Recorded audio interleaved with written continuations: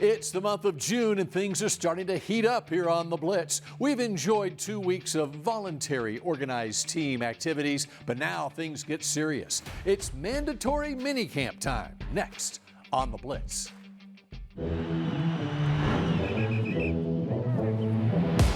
Pops out to the right, breaks a tackle. They blitz it. Prescott throws it down the right side for Lamb. Caught it! Wentz gets rid of it over the middle. It's intercepted. Back to throw, rush, sacked by Parsons. Heaves it deep down the left side for Gallup. He's got it. Touchdown!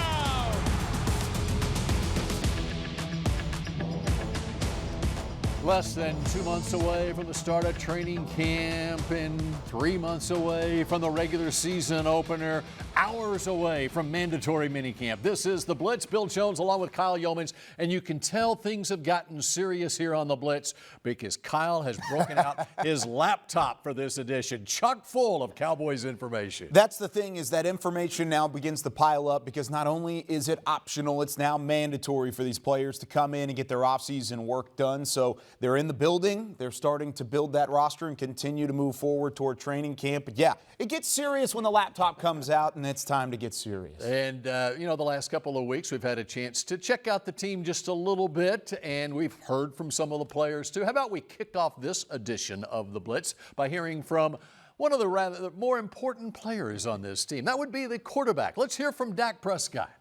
Yeah, it's different. I tell you, you hear that accent a little bit more when you call in these plays. I called one out there today. I'm like, look back, like, is that the right? And it was. Just his accent was tough to hear, but no, it's been fun. Being able to just work with him in that light, you know what I mean, and every day hands-on. It's exciting. It's refreshing, and I know he's enjoying it, getting back into football, head first into the film, and just what we're doing. So it's exciting. You're going to be hearing a lot about it over the course of the next few months. It's that chemistry between the new play caller and the quarterback. Of course, the big story of this offseason on the offensive side of the football, Kellen Moore no longer the play caller. He's now with the Los Angeles Chargers, and Mike McCarthy and Brian Schottenheimer, the offensive coordinator. And so that's what the media is digging into now, that relationship between head coach and quarterback. Well, and this is the first time we've gotten a chance to really look at that relationship because, yes, Mike McCarthy and Dak Prescott have worked together in some sort of capacity, head coach and quarterback, over the last 3 years. But now you got a chance to see what Mike McCarthy has as a play caller. So who is more under pressure going into the 2023 season? I think the biggest thing for Dak Prescott is that he had 15 interceptions a year ago. He was tied for the league lead in interceptions thrown. So, yes, he's going to be under the microscope, but I think the pressure still squarely lies on Mike McCarthy, especially because of some of those decisions that have been made this offseason. Because Mike McCarthy did assume the play calling role after allowing Kellen Moore to move on and go and take that offensive coordinator role with the Los Angeles Chargers. Now Mike McCarthy has the microscope on him as a play caller and a head coach. As a head coach, he's proven he can win. Can he continue to prove to be successful as a play caller and really get this offense back to the peak of where it could be? You know, it is an interesting question. How much pressure is on the head coach and the offensive play caller? How much is on the quarterback? I think both these guys relish the pressure. I think they do too, and they know that there is pressure associated with wearing the star either on the side of the helmet or on the front of the ball cap. I mean, both of these guys have been around this organization long enough to know that there is pressure associated with the Dallas Cowboys. He doesn't look like he's under pressure. Yeah, at least in that clip he didn't, no doubt about it. Mike McCarthy has talked about it before, though. He didn't believe, and Dak has echoed this, but he doesn't believe that this offense has been broken. He just doesn't think it's hit its true potential. So if they can reach the true potential, then all of a sudden I think this is a team that is dangerous. Of course, with Dan Quinn's defense that's working on the other side of the ball, you can pair those two together. You have a chance to win a lot of games with this organization, and it starts with fixing that offense. And they have won a lot of games the last couple of seasons in the regular season, back-to-back, with the first time in, 30 years that the Cowboys have posted back-to-back 12-win seasons. It's getting deep in the postseason. That's what everyone is shooting for here. And the Cowboys did some things as we come back here on the Blitz to improve their chances of going deep in the postseason. One of those is Brandon Cooks. We talk Cooks and Gilmore next. The Dallas Cowboys Blitz, presented by Blockchain.com, is also brought to you by AT&T, official partner of the Dallas Cowboys, and by Blockchain.com. Make your crypto play today.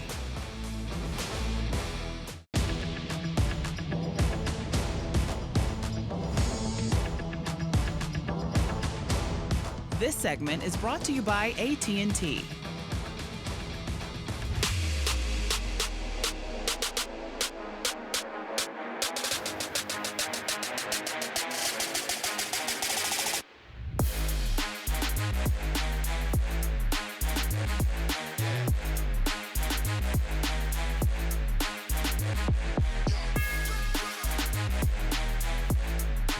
It's nothing like putting that Cowboys blue on for sure. A look behind the scenes here at the Star in Frisco. Those cute videos that you see during the season, when do those get shot? They get shot this time of the year here at the Star. Welcome back to the Blitz. Bill Jones along with Kyle Youmans. We talked about the head coach. We talked about the quarterback. Let's talk now about the two veteran newcomers to this team, and Haley Sutton has that. Haley? Well, guys, earlier in the show, you were talking about whether or not Mike McCarthy or Dak Prescott has more pressure on them going into the season. McCarthy, of course, is taking over play calling, so that naturally brings a little bit more pressure to his head coaching position. But luckily for him, he's got two veteran studs joining his roster this season in Brandon Cooks and Stephon Gilmore. And both of those players are ready to make an impact this season. Can Brandon Cooks bring an element to this? Yeah, he can. Definitely. When you're just throwing to him, it stands out. His speed is different than many others, but as I said, once again, just the way he approaches the game is knowledge. He's already been helping CD, helping those young guys, playing cornerback, teaching them little nuances of the route running that is going to be huge for me and is going to be huge for the room. It's special, especially when you're a part of something that's already been moving the train at a fast pace and been doing great. You just want to come in, fit in, and come in and make plays and be a part of the guys and continue to have fun. I'm excited. Dan Quinn, a great coach. They had a great defense last year, and I'm just trying to, bring my athletic ability on the team and make plays for the defense because it was already good. So just trying to, make them better. Two excellent veteran. I mean, just their veteran experience and their ability speaks for itself. I mean, they've been everything we thought they'd be, but the professionalism is top notch. Being with the offense, being around Brandon, just so happy he's here. So they both have made an impact already. McCarthy, he's been a part of a lot of explosive offenses everywhere he's been as a head coach in Green Bay. Obviously here, and that's what you feel. He wants to be explosive, dynamic from all his players. For sure, anytime you go somewhere new, it's like a breath of fresh air, a new opportunity. And got some good young players, they always keep you going, so I'm just looking forward to the opportunity. I just got to prove myself like I always do and just go out there and play for my teammates. Me and Steph, we probably talk twice a week, since the moment we played together in New England. That's just what it is, but especially during this time, I feel like those phone calls happen a little bit more for sure. Now, I know there's been a lot of chatter on social media about whether or not Brandon Cooks and Stephon Gilmore are too old to make an impact on this team. But you have to remember, these are guys who have already laid the foundation for their careers. Brandon Cooks has had 4 1,000-yard seasons as a wide receiver, and Stephon Gilmore won Defensive Player of the Year for the AFC back in 2019. Both of these guys are locked in going into the 2023 season. And like I said earlier, both of them are ready to turn some heads this season.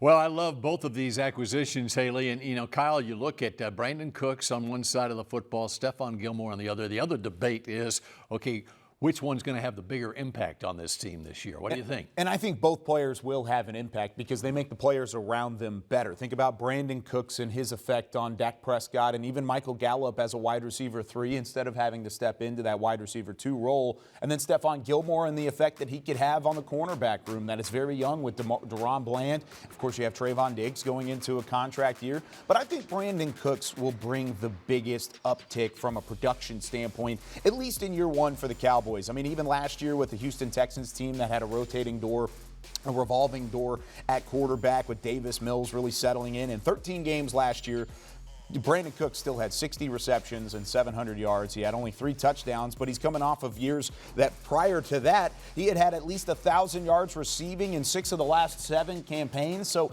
he has a chance to really step in and not only make an impact, but be the impact player for this Cowboys offense this season, pairing with CeeDee Lamb and creating a new connection for Dak Prescott. I think Cooks is the bigger impact this year, but I think Stephon Gilmore will certainly have his hands all over that Cowboys defense. defense and hopefully all over opponents' passes in the secondary as well. Well, you know, you look at Brandon Cooks, and he's, 2 months younger than the quarterback, Dak Prescott, even though he was drafted 2 years earlier, a first-round draft pick. I'm just excited to see what kind of impact he's going to have on this offense, because you could really tell, especially in the San Francisco game in the playoffs last year, the Cowboys needed another playmaker on this offense, and I think he provides that. They needed another weapon, and they especially needed another vertical threat, because Michael Gallup was that vertical threat for this offense, at least going into last year. But of course, coming off the injury, Michael never really lived up to that expectation. He has a chance to still do that here in 2023, but Brandon Cooks brings that to the table right now, with no doubts brought to the table for himself. So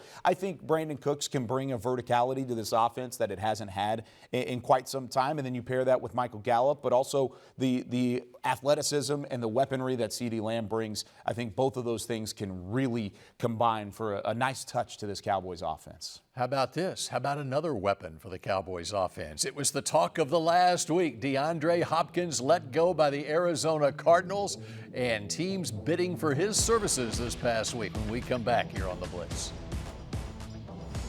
This segment was brought to you by AT&T.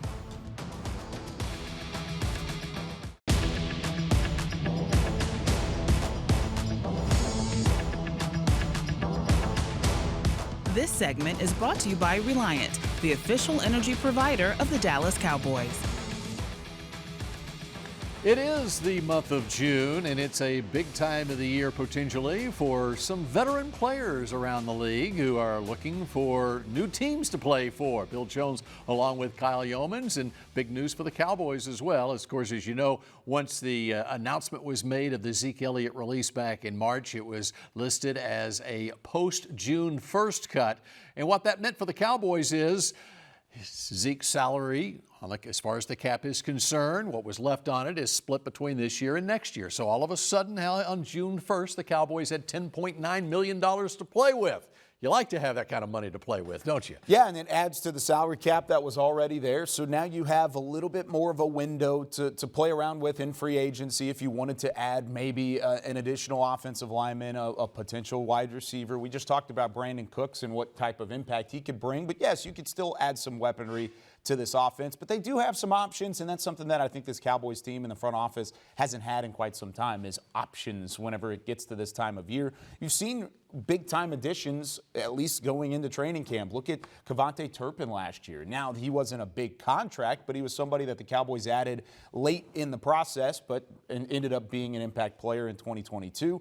Even T.Y. Hilton in the middle of the season came in. Jonathan Hankins at the trade deadline. You made a move for him to go get him. That wasn't a free agent move, but you had salary cap room in order to make that deal happen. So they've done it previously. It's a question of where are they going to use that money, because now they can. And especially when you look at the players on the roster who are due to have big contract extensions coming up, and they can use that money for that too. All right, but the talk this past week on the street has been, once DeAndre Hopkins hit the street, how about DeAndre Hopkins in a Cowboys uniform? Okay, here's what it's going to take. It's going to take probably half of what you have remaining on your salary cap at the moment, because you're sitting right around $21 million of salary cap to play with. So with that being said, his average salary with the Cardinals was $27.5. That's not necessarily what he's going to take at the next contract and this opportunity for him now that the Cardinals have released him. Instead, it's probably going to take around $10 million per year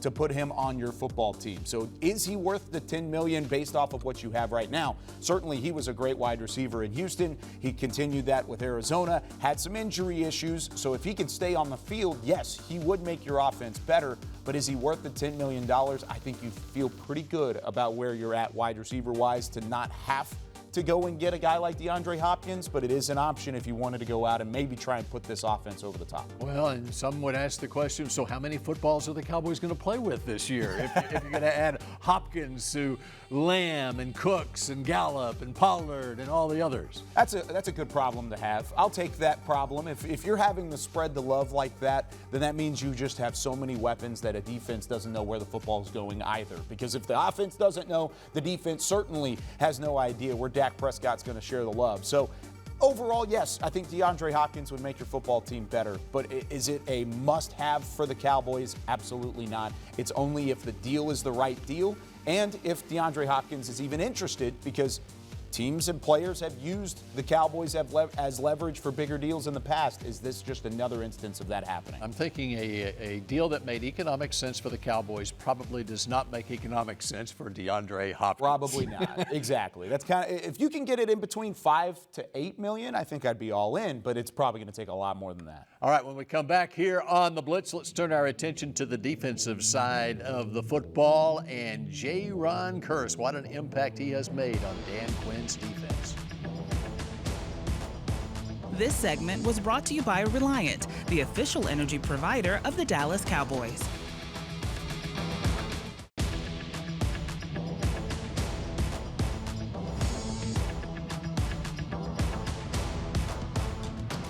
Join us for a Dallas Cowboys Juneteenth celebration in partnership with Miller Lite at Miller Lite House at AT&T Stadium on Saturday, June 17th, 4 to 8 p.m. Enjoy live entertainment, play lawn games, shop local black-owned businesses. For more information, visit attstadium.com/Juneteenth. As we welcome you back here to the Blitz, Bill Jones along with Kyle Youmans. Kyle, I have a question for you. Back in your glorious high school days in Waco, what was your number? I wore number 15, but my favorite number was 23. There was a senior that was ahead of me that wore number 23, and I wasn't able to get it until my senior year, and by that point, my family had already bought all the T-shirts and stuff, so I said, I'm just going to keep it 15. I'm going to write it out, but 23 was always my favorite number, but I wasn't good enough to choose my own number. Was there a number 0 on your team? No, not at all. There can be a number 0 on a Cowboy team. There's not one right now. Ron Curse is one who made it be known earlier this offseason. When the rule was changed, I want to be number 0, and he talked about it this past week at the Star. So when we see, ball games in September, are you going to be wearing 0? Are you going to be wearing 27? When you see ball games in September, I'm going to be 27. I'm wearing 27. Okay, so what happened to the number 0? You got to, if you can share, please That's some logistical things that, we weren't able to work out, so I'm still 27. Okay. As much as Ron might want to wear number 0, he's not wearing number 0 right now. Not right now, and I think he's got some competition, not only from his teammates, but maybe from the ownership. It may be a Jerry Jones decision. You've seen that with numbers in the past. I mean, CeeDee Lamb and the number 88 is so illustrious in this organization. Maybe he wants to try and do the same thing with number 0. But there are a couple players that I think could wear the number 0, and it would look really, really good. Let's start with CeeDee Lamb. He wore number 2 at Oklahoma, and it certainly made that number shine. I think Micah Parsons, who also expressed some interest on Twitter, could look great in a number 0, rushing off the edge and having an impact defensively. And then one more guy, how about a dark horse? What about Peyton Hendershot? Big body tight end, streaking down the field, taking the top off of the defense, and on his uniform, he's wearing the number 0 as well. So CD, Micah, and Peyton Hendershot, outside of Ron Curse, I think Curse would look great in the number 0 as well. But those are 3 guys that I think would look great in the number 0. Well, and there's an obvious one, too, a rookie. That would be one of their draft picks, DeMarvion Overshown, who wore number 0 at Texas, but you have to earn number 0. You do. And I thought when you said rookie, I was like, okay, Overshown wore number 0, but Deuce Vaughn wearing number 0 would be a fun little twist to it as well. I mean, Cavante Turpin wore a single-digit number, and he's a smaller statured player. And I'll throw Deuce Vaughn into the number 0. I like it. All right, we wrap up the Blitz, and we come back in just a moment.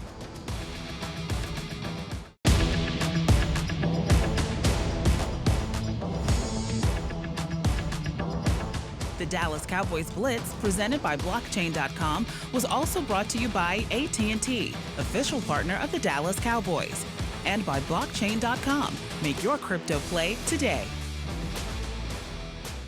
Final minute or so of the Blitz. Cowboys hosted the 2nd annual High School Diversity Coaching Summit this past week. Some 20 local high school assistant coaches were able to come to the Star in Frisco, hear from Will McClay and Mike McCarthy about what it takes to advance in the coaching profession, Kyle, and you had a chance to be a part of it, emceed it. Yeah, this was a really fun event in the 2nd year that I've been blessed to be a part of it. You bring in so many coaches from around the area that have made an impact in young student athletes' lives, whether it's as a coach or as a mentor or even as an institution and as a teacher. So they come in and they're able to learn from some of the professionals that we have here in the building, like Mike McCarthy and Will McClay. For the most part, they really enjoyed that opportunity and learned some stuff. I was talking with guys after the fact, and they said this was one of the coolest events they've ever been a part of. All right, well, that does it for the Blitz this week. We will see you again next week after the mandatory mini camp this coming week.